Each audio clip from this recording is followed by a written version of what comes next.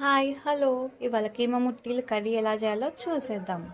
2 స్పూన్ల నువ్వులు, 2 స్పూన్ల పుట్నాల పప్పు, 2 స్పూన్ల పుట్నాల పప్పు, కొంచెం సాజీరా, బగారాకు, లవంగాలు, ఒక 3 ఇలాచీలు, చెక్క.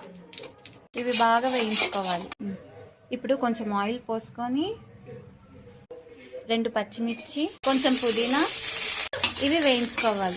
ఇప్పుడు ఇవి వేయించుకున్నాం కదా, ఇవన్నీ మిక్సీ పట్టుకున్నాము. ఆ పౌడర్ని ఇందులో ట్రాన్స్ఫర్ చేసుకున్నాను. వేయించుకున్న పుదీనా, పచ్చిమిర్చి ఇందులోనే వేసాను. అట్లనే అల్లం, వెల్లుల్లి వేసేసుకోవాలి. సాల్ట్ ఇప్పుడే యాడ్ చేసేస్తున్నాను. నేను 125 గ్రామ్స్ బోన్లెస్ కీమా తీసుకున్నాను. దీన్ని కూడా మిక్సీ పట్టుకోవాలి, బరకగా పట్టుకోవాలి. ఇందులో స్పూన్ కారం చూస్తున్నారు కదా, ఇలా అయితే బరకగా సరిపోతుంది. ఇప్పుడు ఈ కీమా మిశ్రమాన్ని ఇట్లా బాల్స్ లాగా చేసుకోండి. మంచిగా ఇలా చూపిస్తున్న విధంగా చేసుకుంటే చితికి. ఒకవేళ మీకు స్టిక్గా అనిపించి అవి బాల్ సరిగ్గా రాకపోతే వాటర్ అద్దుకొని కూడా చేసుకోవచ్చు. లైట్గా ఒక బాల్ సైజ్ అంతా పక్కకు పెట్టుకోండి. అది గ్రేవీలోకి యాడ్ చేయొచ్చు. డీప్ ఫ్రైకి సరిపడంత నూనె పోసుకోండి. మిగిలిన స్టఫ్ అంతా బోన్స్కే ఇట్లా అనేసుకున్నా.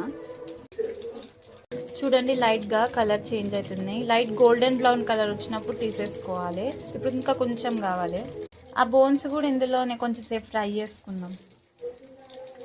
ఈ బాల్స్ గోల్డెన్ బ్రౌన్ కలర్ వచ్చాయి కదా, ఇప్పుడు తీసేసుకుందాము. ఈ బోన్స్ కూడా తీసేసుకుందాం. ఇప్పుడు కర్రీ వండడానికి ఇంత నూనె అయితే పట్టదు, కొంచెం చాలు. మిగతాది మనం మళ్ళీ నాన్ వెజెస్ ఎప్పుడు వండుకుంటే అప్పుడు వాడుకోవచ్చు. ఇప్పుడు ఇందులో ఆకు, సాజీరా, కొంచెం పుదీనా, పచ్చిమిర్చి, ఉల్లిగడ్డ అన్నీ వేసేసుకున్నాం.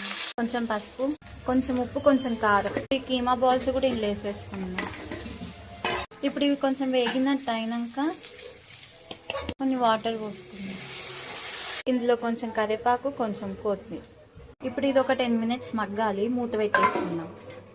ఒక 10 మినిట్స్ తర్వాత ఒక బౌల్లోకి సర్వ్ చేసుకుంటే వేడి వేడి కీమా ముట్టీల కూర రెడీ. వేడి వేడి చపాతీస్తో ఈ కర్రీ సూపర్ కాంబినేషన్. మీరు కూడా ట్రై చేసి కామెంట్ చేయండి.